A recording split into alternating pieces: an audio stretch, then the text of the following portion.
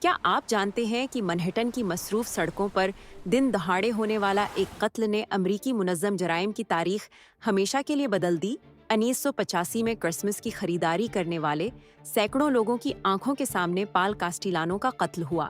گیمبینو family کا یہ سربراہ منشیات کی تجارت پر پابندی لگا چکا تھا، جبکہ خود 3.5 ملین ڈالر کی حویلی میں عیش کرتا تھا۔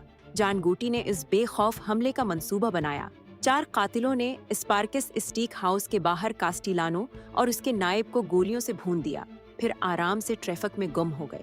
سیکیورٹی کیمروں نے سب کچھ ریکارڈ کیا، لیکن منصوبہ اتنا بہترین تھا کہ کوئی قاتلوں کی شناخت نہ کر سکا۔ اس دلیرانہ قدم سے گوٹی امریکہ کے طاقتور ترین جرائمی خاندان کا سربراہ بن گیا، لیکن اسی شہرت نے آخرکار اس کا تختہ الٹ دیا۔